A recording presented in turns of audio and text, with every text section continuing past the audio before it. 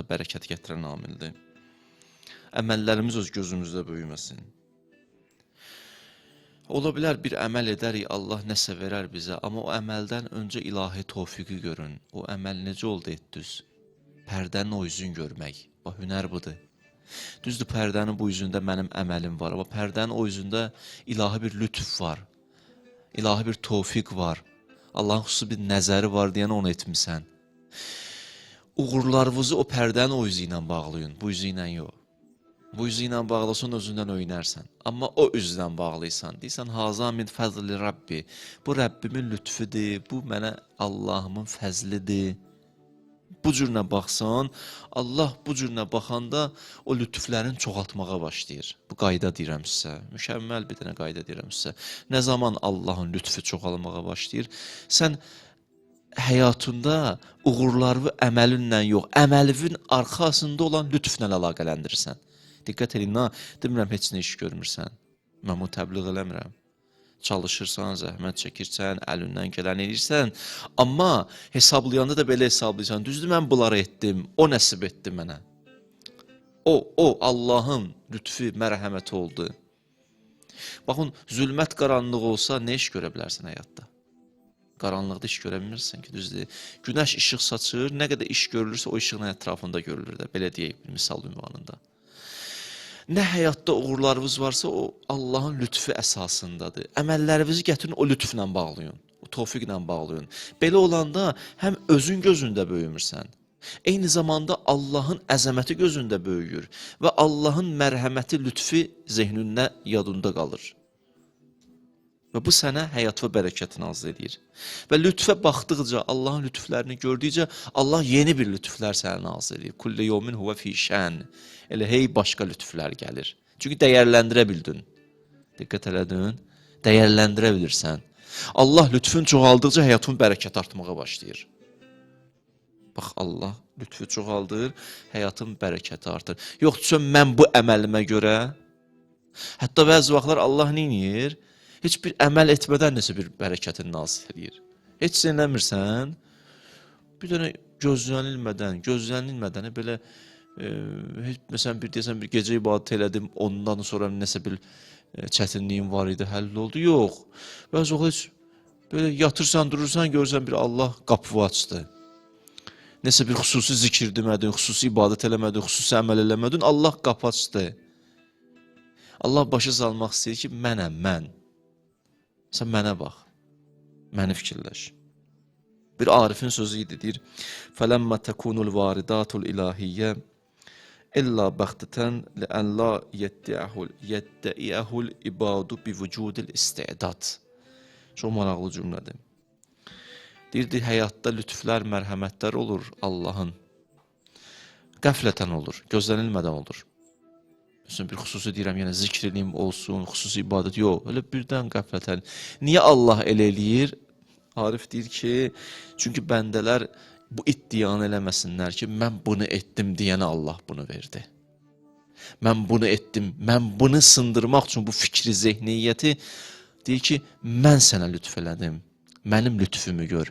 Çalış əməlləri icra elə, əlbəttə ki, amma arxa planında Allahı gör. Bu həyata bərəkət gətirən amildir.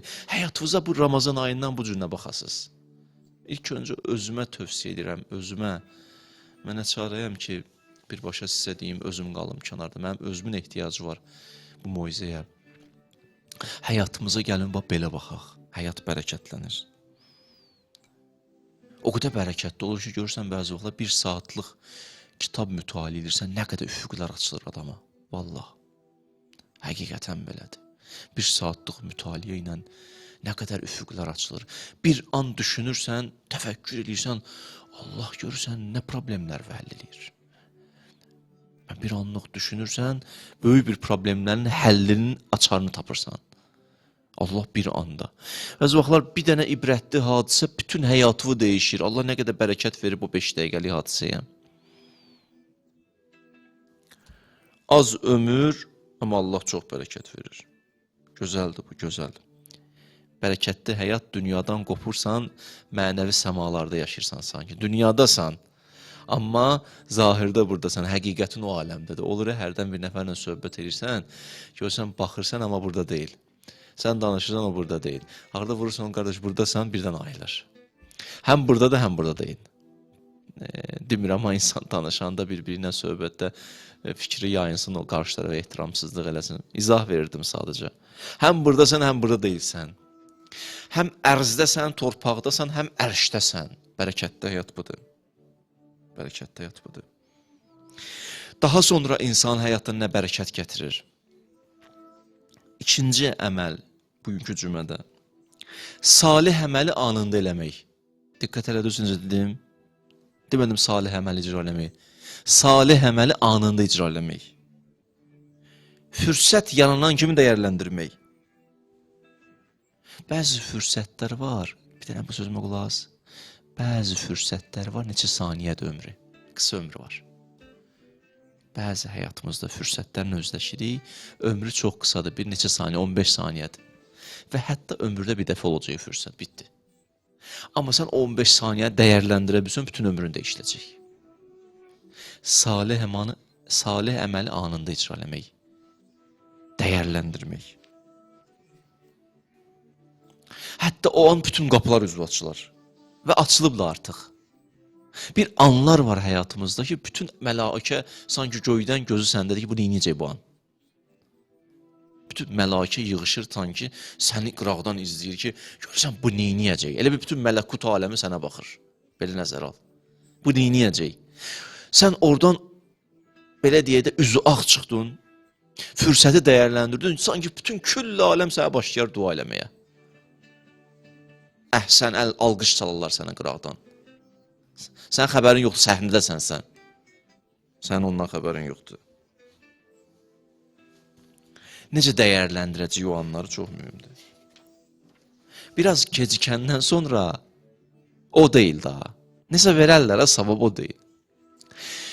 Qəzəblənən vaxtı, bəzi vaxtlar o qəzəb vaxtı da bir Allah ilahi təbəssüm istəyir eləyəsən, gözəl bir təbəssüm eləyəsən. Görürsən, içdə bir dənə qırğın, müharibə gerir, onu edə bilmirsən, üstündən bir saat keçəndən sonra gəlirsən, yığırsan həmə adama, deyirsən, necəsən, nə var, nə yox, könlünü almaq istəyirsən və s. Sağ ol, bu da yaxşı addımdır, əhsən, bunun da bir qiyməti var, amma o an itirdin sən, itirdin. O anı dəyərləndirə bilmədin. Həyatda nə qədər belə dəyərləndirmədiyimiz anlar oldu ki, özümüz itirdik, özümüz vallah. Çox şey itiririk həyatda. Allah birdən gözümüzdən pərdələri çəksə, ürəyimiz dayanar. Biz nələri itiririk bəzi vaxtlar, ilahi və Rəbb. Gəlirik, astanasındayıq, yıxılırıq yerə, qayıdırıq, deyirik, mənlik deyil. O bəzi vaxtlar bir daşa vurursan, külünglə vurursan, bir 70 dəfə qırılmır, bir 75 dəfə qırılmır, yorulursan, külüngü atırsan, bir dənə qalmışdı. Çıxırsan gerirsən. Bir dəfə ilə qırılmalıydı 76-da. Fürsətləri dəyərləndirə bilmirik bəzi vaxtlar. Siz eşitmişsiniz Əmirül-Müminin o qılıncı ki vurdu Əbdövədə, Əhzab müharibəsində. Hədislərdə var da düzdür, o qılınc nəyə bərabərdir? Bəzi yerlərdə oxumuşam, bütün insanların və cinlərin ibadətinə bərabərdir. Bəzi yerlərdə var, bütün insan və cinlərin ibadətindən üstündür. Bir dənə qılınc. Allah! Nə qədər qılınclar vurulub, o qılınc məhz. Kim vurur onu? O Peyğəmbərin şagirdidir, Peyğəmbərin tələbəsidir. Onun vurduğu bir qılınc. Niyə? Cavab belə verə bilərsiniz ki, ixlasla vurdu. Məgər hansı qılıncın ixlasla vurmayıb ki? Hamısı ixlasla oldu. Əmir-Möminin həyatı bütün ixlas idi. Bir alim buna izah verirdi, müfəssirlərdən biri, Təsnim təfsirinin müfəssiri. Deyirdi, yox, bu fərqli bir məsələdir. Nədir fərqli məsələ? Deyir, o qılıncın əzəməti, Əhzab müharibəsində vurduğu qılıncın əzəməti ixlasa görə deyildi. Zatən ixlaslı idi, bütün əməlləri ixlaslan idi. Bəs əzəməti nədə idi? Deyir, çünki çox mühüm və həssas əsnada o qılıncı vurdu. Anında vurdu. Çox mühüm, həssas zamanda. O zamandakı küfürlə İslam tamamən üzbəüz dayanmışdı. O qılınc orada vuruldu. Ona görə deyib, bütün insanların ibadətləri cinlərin ibadətindən üstündür. Hətta alim deyirdi ki, biz deyirik, din kərb-i bəlaya borcludur, düzdür. 100%. Sonra deyirdi, Kərbəla da Əhzaba borcludur, Əhzabın o qılıncına. İzah verirdi. O müfəssir zamanədə sağdı indi. Həyatımızda fürsətlər var, gəlir, dəyərləndirmək lazımdır. O belə bir deyim var idi, qarışqa yerişi ilə gəlir, ildırım sürəti ilə gedir. Həqiqətən belə tez gəlir, gedir bəzi vaxt. Siz mənə inanın bu sözlərimə ki, o anında olan əməl bəzi vaxtlar elə bilmir, böyük əməllərdir. Bir xırda əməl də ola bilər. Çox belə xırda əməl böyük bir dənə həyata dəyişiklik yarada bilər. Seyyid Şəfdi Məmməd Baqir adlı bir nəfərdir. Nəcəfdə yaşayırdı. Çox fəqir bir insan idi bu. Fəqir. Tapa bilmirdi nəsə yesin. Bir dəfə əlinə pul düşdü, bir neçə müddətdən sonra, belə deyək, bir neçə aydan sonra əlinə pul düşdü, getdi, deyir, bir ət aldı, gətirsin, pişirsin evdə, yesin. Qaydanda, deyir, bağışlayın, gördü bir it, dayanıb baxır onun əlinə. Çox ac. Hətta o qədər ki, deyir, əti sümükləri, deyir, belə deyək, sümükləri görünürdü. Dərsi sümüyünə yapışmışdı. Və balaları da var idi. Deyilə baxırdı. Deyir, o an elə anında qərar verdim, heç düşünmədən tez atdım onun qabağını. Dedim, bu heyvandır, Allah yaradıb, bunun heç danışmağa dili yoxdur, mən nəsə bir şey tapıb yiyərəm. Anında, heç belə də gözünə də böyüməmişdi, bir itə bir nəsə atdı əməli. O şəxs deyir ki, mənim bütün həyatım dəyişdi valla. Bütün həyatım dəyişdi, o bir dənə əmələ görə. Çox sərvətli insan oldu sonlarda, çox imkanlı idi. O deyirdi ki, o bir dənə o əməl idi, o xırda əməl idi. Sadəcə anında eləmişdim və gözümdə kiçilmişdi. Belə bilməzdim də, yəni belə bir şey olar. Kimin ağlına gələr o? Bu qədər insan fəqirlərə məsələn yaxşılıq eləyərsə, bu öz yerində adam fikirləşir də. Hə? Amma bu, deyir, mən bir heyvanın qabağına atdım, o düşünmürdüm o vaxtda. Allah o qədər ucaltdı. Anında baş verdi deyənə apardı onu. Anında. Həzrət İmam Rıza Aleyhisselam iftar vaxtı. Bu indi deməyə yeri var da bədisi. Bir var iftardan sonra acılar yadımıza düşür, bir də iftar vaxtı. Düzdəyim. İftar vaxtı deyir, gəlib çatırdı, azan veriləndən sonra, indi ibadət olunandan sonra süfrəyə ki, qəşən yeməklər gəlirdi. İmam birinci yeməzdi, iftarını açmazdı, yaxşı tərəflərini götürürdü. Deyir, verin bunları fəqirlərə. İndi o an vermək asan deyil. Yiyəb doyandan sonra yeməyi yaxşı səsində verərsən, amma doymusan da. Gözün qalmayıb orada. Orada gözün qalmayıb. Əmirül-Müminin rükuda zəkat verdi. Namaz bitərdi, sonra da verə bilərdi. Amma anı o an idi. O anda verdi onu. Rükuda heç gözləmədi namaz. Əssalamu aleykum, rəhmətullah və bərəkatuhu. Hələ işarə eldi rükuda. Çünki o üns billah idi. Onun ünsiyyəti Allahla idi. İbadətə bağlanmamışdı bu mənada Allaha. İbadətin içində ibadət edirdi. Çünki o ibadətdə Allah ondan bunu istəyirdi. Buna deyilər üns billah, Allahla üns qurmaq, ünsiyyət qurmaq. Bəzi vaxt biz o qədər bir ibadətə ünsiyyət qururuq ki, orada məsələn bir başqa tələb olur. Başa düşürsünüz? Onu icra elə. Məsələn, tutaq ki, ziyarət-i aşura oxuyandır hər gün. Misal üçün, hə? O gün, məsələn, elə bir gündür ki, anasına xidmət eləməlidir. Anasının vəziyyəti yaxşı deyil. O duanı kənara qoyub gedib onu da o işi icra eləyə bilmir. Ya məsələn, o an bir mömin bir şəxsdir, tutaq ki, bir insandır, ehtiyaclıdır hər halda. Onun yanına getməlidir. Bu duanı tərk eləyəmir, bağlanıb ora. Çünki bu ibadətlə ünsiyyət qurub, nəinki Allahla. Bizə deyirlər, üns bil ibadətdən mühüm üns billahdır. İbadətlər də orada öz yerindədir. Deyirəm, ibadətlər verəməyəcəksən öz yerində. Amma Allahla ünsiyyət qurursan. Əmirül-Müminin rükuda ona fürsət yarandı, fürsəti dəyərləndirdi, ayə nazil oldu. Ayə nazil oldu. Bəzi vaxtlar insan dəyərləndirə bilmir. Təəssüf. Sonra da o qədər təəssüf eləyir. Kaş belə eləməyədim, kaş. Peyğəmbər həyatında bir dənə kaş demədi. Hər anı dəyərləndirdi. Bir nəfər deyir ki, mən bir dostum var idi, ikisi də alim imiş, başa düşdüyüm qədər. Deyir, onun barmağında üzüyü var idi. İstəyən desən alim deyildi. Deyir, dedim ona ki, o üzüyü mənə ver. Xoşuma gəlmişdi. Deyir, o da qayıtdı ki, yox da bu verə bilmərəm. Dedim, ver, yadigar saxlayacağım. Dedi, yox, verə bilmərəm. Dedi, israr elədim, o da yenə vermədi. Nə qədər israr elədim, qayıtdı, axı mən bunu güclə axtarmışam, gülə-gülə dedi, belə, mən bunu axtarmışam, tapmışam, indi ola bilsin, belə deyək də, xoşladığı bir üzük olub. Deyir, nə qədər dedi, axırda vermədi. Mən bir dənə qayıtdım axırda ki, ver o üzüyü mənə, mən bunu taxacam, narahat olma da. Ziyarətgahlara gedəndə buna baxacam, sənə dua eləyəcəm. Dua eləyəndə gözüm sataşacaq, sənə dua eləyəcəm. O alimdir, o da qayıtdı ki, narahat olma, elə gözün sataşsa görsə üzük yoxdur əlində, elə mənə yada salarsan elə. Elə belə ki, gözün sataşı gördün, barmağında üzük yoxdur, mən yadıma düşəcəm. Onda mənə dua eləyərsən. Deyir, güldü, danışdıq, bu getdi, deyir. Bizdən uzaqlaşdı. Üzr istəyirəm, çox-çox üzr istəyirəm. Getdi, deyir, dəstəmazxanaya, ayaq yoluna getdi.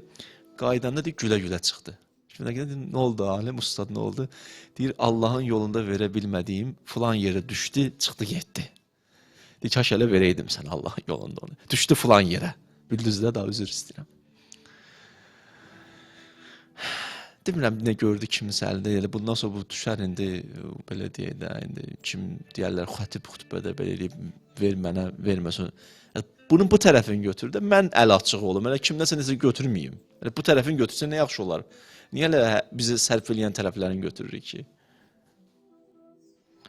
Bəzi vaxtlar belədir, insan düzgün dəyərləndirməyəndə ömrünü, lazım olmayan yerlərə sərf olur ömrü.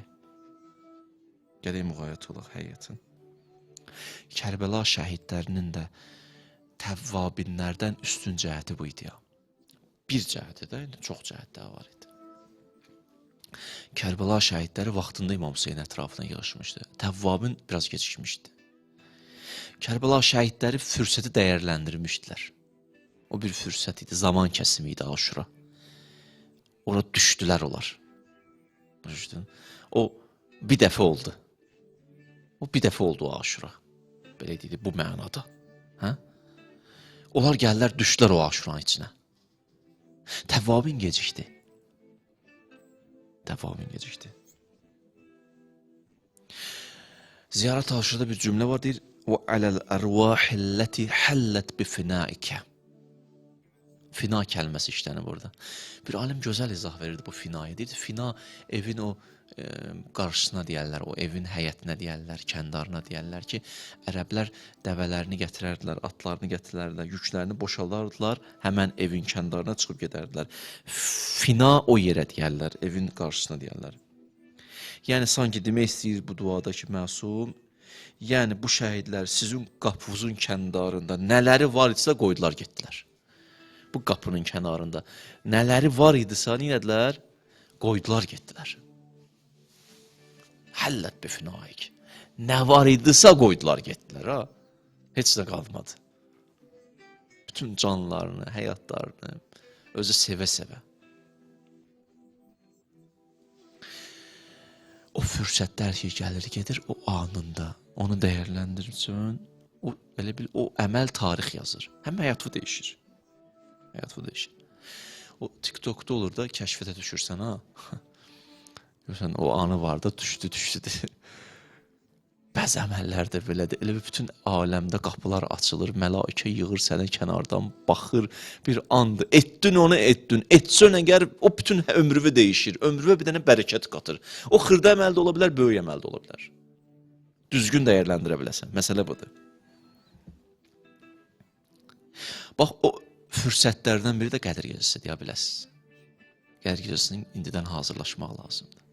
Mən bu cüməni elə eləmişəm ki, həm Qədirə hazırlıq, həm də cüməmin çıxışı, çıxmayayım da, ikisini də istəyirəm bir yerə qatım. Qədir gecəsi də çox bərəkətlidir, ya biləsiniz. Allah buyurur, İnna ənzəlnahu fi leylətin mübarəkə. Qədir gecəsindən danışın, Allah deyir, o gecə mübarək gecədir, bərəkətli gecədir. Kim o gecə fürsətdən dəyərləndirə bilsə fürsətləri, o da bərəkətlənər, ömrü dəyişər.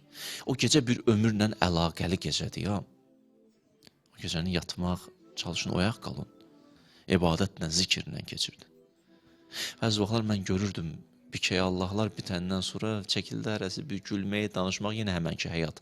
Gülmək həmişə var, danışmaq həmişə var. Oturun, zikrinizi, ibadətinizi eləyin, həssas vaxtdır. Taleyiniz həll olur, Taley həll olur. Quran-ı Kərim deyir ki, Tənəzzəlül mələikə, mələklər enir. təqdiratımız. Elə bir məhkəmədə 5 saatdan sonra sənin hökmün çıxacaq. Necə olarsan? Bilmirsən necə olacaq. Ya içəri gedirsən, ya məsələn çöldə qalsan. Məhkəmədə hökm çıxmalıdır. Orada nə qədər həssassan. Hələ iyi düşünürsən. Ona desən mənə dua elə, buna desən mənə dua elə. Özün zikr edirsən, özün dua edirsən. Özün çalışırsan. Amma qədir gecəsi budur. Bütün taleyin həll olur. Yəni o gecə sən bütün ömrünə bərəkət qata bilərsən. Sənə mənə qaldı. Ömrü bərəkətləndirən amillərdən biri də bu idi. Digəri. İnşallah yorulmayın. Bunu da deyim sizə, Qədr gecəsi üçün lazım idi bu sözlər. Ömrü bərəkətləndirən amillərdən biri ana ataya ehtiramdır, cavanlar. Allah şahiddir belədir. Ana ataya ehtiram ömrüvə dəyər verir. Və bugün də sizə bir dənə hədis deyim. Qədr gecəsi deməyəcəm bunu, indi deyirəm sizə. Qədr gecəsi bəzi insanlar deyib bağışlanmaz. Onlardan da biri kimdir? Anasını, atasını narazı salanlar, narahat edənlər. Qədr gecəsi bağışlanmaz hədisi də var. İndi niyə deyirəm? Məyus olmayasınız. Məyus olmayın. İndi deyirəm ki, gedin fürsətdir, ata ilə onu halallaşın. Dünyaların dəyişibsə əgər, onlara bir Quran oxuyub surələr hədiyyə edin, qəbirlərini ziyarət edin, onların adından ehsan verin, onların adından iftar süfrəsi açın, əməllərimizdən bəzisinin savabını göndərin. Bu bir. İndi bəziləri olacaq, ata-analar da görsən deyəcəkdir, mən vermədim bu halallığı sənə, yenə məyus olma, gəl Qədr gecəsi Allahım, səndən istəyim, bu da anamın qəlbində mənə qarşı bir məhəbbəti yarat, qəlbini mənə qarşı deyiş, atamın qəlbini mənə qarşı deyiş, gəl bunu elə. Necə o bir nəfər gəldi, İmam Sadiqlə görüşdü, İmam Sadiq qapısından buraxmırdı içəri onu. Buraxmırdı da. Ünvanı Bəsri hədisinə baxmışsın yəni ki. Axırda mən bu hədisi təxminən 10 cümə danışmışam. Şərhələnmişdim, yadıma gəlir, neçə il bundan öncə. Deyir, axırda gelib Peyğəmbərin qəbrinin kənarında oturur, ağlaydı. Ya Rasulallah, balava dinən mənə qarşı bir neynəsin, üzünü çevirsin. Mənə üz tutsun balan. Ondan sonra deyir, gəlir, dayanır qapısının ağzında. İmam Sadiq oradan deyir, gəl geri içəri. Yaxşı. Yəni, mən çalışıram, nə məyus eləyim, amma həssas sözlərlə deyirəm ki, diqqətli olun. Ata-ana mövzusu bu qədirdə sizin əlvizdən tutacaq. Ata-analara da tövsiyə edirəm ki, siz də bağışlayın ki, bağışlanasınız. Bağışlamağı bacarın. O görürsünüz, bəzi vaxtlar biraz belə deyə də biraz kobud çıxacaq ifadə, biraz tərslik olur. Bəzi vaxtlar, bəzi insanlarda. Yox, bağışlamayacaq. Ya məsələn, görsən, övladın o dini hisslərindən, o duyğularından da bəzi vaxtlar bilir ki, o narahat olacaq, hələ vermirəm bağışlanmaq sənə. Ailədə də olur ha, kişi qadın görür. Kişi məsələn tutaq ki, yine belə də istəyir halallıq alsın, bu da bilir fürsətdir, vermirəm. Amma fürsətləri vermərsən, Allah da sənə o fürsətləri verməz. Allah da səni bağışlamaz. Ey atalar, ey analar, sizə müğayət olun. Həyata bərəkət gətirən amillərdən bir ata-anadır. Ata da anadır, müğayət olun. Bəhaüddini deyirdi ki, kim dünyada bir yerə yetişib, bir məqama çatıb, 100% amillərindən biri atasının, anasının duası olub. 100%. Həzrət İmam Rıza əleyhissalam buyurur, ağ valideyn olmağın təsirlərindən biri budur ki, qillətun nəsl və inqitauhu. Belə bir övladın get-gedə nəsli azalar və kəsilər. Ata-anasına ehtiramsızlıq etdiyini, nəsli kəsilər. Yaxşı, bivaris deyirlər ha? Bivaris, yəni varissiz qalar. Da nəsil kesildi. Ata-anaya ehtiramsızlıq. Allah rəhmət eləsin, Ayətullah Behçətdən deyim sizə. Deyirlər, getdi Ustad Qazi ilə görüşdü. Deyirsən, 2 il dərs alıb Ustad Qazidən, atası xəbər göndərdi ki, Ustaddan ayrıl. O da deyir, gəldi Ustad Qaziyə dedi, bəs neyniyim, necə edeyim, səndən ayrıl deyir, atam, qalmışam belə. Narahat olma dedi da, onun ehtiramını saxla, ayrıl. Bu doğrudan da ayrılmışdı. Bu hadisə. Bir nəfər alim deyirdi ki, Ayətullah Behçət haqqında, deyirdi ki, Ayətullah Behçət hara yetişsə o məqamdan, oradan yetişdi. O ataya olan o ehtiramı ilə getdi, yetişdi. Yaxşı, o anı dəyərləndirmişdi. Çünki əbd idi, üns billah qururdu. Orada Allahın istəyi məndən bu idi. Onu tapa bilmişdi. Diqqət elədin. Digərlər hətta bunu Ayətullah Behçet'in özünə dedilər. Dedilər ki, sənin üçün deyirlər ki, bu cürünə gəldin, məqama yetişmirsən. Ayətullah Behçet yaxşı cavab verdi. Dedi, mən belə deyək də bir məqama yetişməmişəm. Özü deyir, özü üçün deyir. Mən bir məqama yetişməmişəm. Amma bunu deyə bilərəm ki, hər kəs anasına, atasına itaət eləsə, istənilən məqama yetişər. Mötərizə açımda haramda itaət yoxdur. Allah istəmədiyi şeylərdə itaət yoxdur. Bağladı mötərizəni. Kim anasına, atasına itaət eləsə, itaət bu mənadakı sözünə qulaq assa, nə olar? İstənilən məqama yetişər. Bunu Ayətullah Behçet dedi. Yəni, görünən bu dedi ki, hələ o təsirləmişdi ona. Və Quranda da maraqlı ayələr var. Gedin Məryəm surəsini oxuyun. Özü ikisi də Məryəm surəsində biri 14, təxminən 15-ci ayələrə baxın, biri də 33-cü ayəyə baxa bilərsiniz. Biri Yəhyadır, biri İsa'dır. İsa Peyğəmbər deyir, وَجَعَلَنِ mübarək. Allah məni mübarək elədi, bərəkətli elədi. Demir, əməllərim məni bərəkətləndirdi. Deyir, Allah məni bərəkətləndirdi. Pərdəni o üzün görür. Diqqət elədiniz? Pərdəni o izi. İlahi lütfü görür, ilahi feyzi görür. Zaten İsa Peyğəmbər xidmətdə olan insan idi. Çalışırdı gecə gündüz. Amma dedi, və cəaləni mübarək. Məni bərəkətli Allah elədi. Tövfiq elədi, ilahi tövfiq. Allahın rəhməti. Özlə mən bərəkətliyəm, eynəmə kunt. Harada oluramsa olum. Harada oluramsa olum, bərəkətliyəm. Ora bərəkət qatarım. Əvsani bis salati və zəkatı ma dumtu həyya. Allah mənə namaz qılmağı, zəkat verməyi nə qədər ki diriyəm, tövsiyə elədi, vəsiyyət elədi. Birrən bi validəti və anama yaxşılıq eləməyi, atası ki yox idi, anama yaxşılıq eləməyi. Və davamında deyəcəyi söz bu idi, anama yaxşılıq eləmək və ləm yəcəlni cəbbarən şəqiyya. Mən cəbbar, yəni zülümkar və şəqi insan deyiləm. Şəqi yəni bədbəxt. Bu bir söz, yəni anaya olan ehtiram qoymaz ki, insan bədbəxt olsun, şəqi olsun. Birrəm bi validəti, anama ehtiram elədim, və ləm yəcəlni cəbbarən şəqiyyə. Mən şəqi olmadım, bədbəxt olmadım. Bir dənə də Yəhya üçün deyir, birrəm bi valideyhi və ləm yəkun cəbbarən əsiyyə. Anama, atama ehtiram elədim, asi olmadım. Yəni, ana, atanın ehtiramı qoymaz insan şəqi, bədbəxt olsun və asi insan olsun. Necə asi olur? Əgər ana, ataya ehtiramsız olsa, Allah rəhmətini çəkir, rəhmət çəkilən kimi sən düşürsən günahın bataqlığının içinə olursan asi. Allah üsyan eləyən.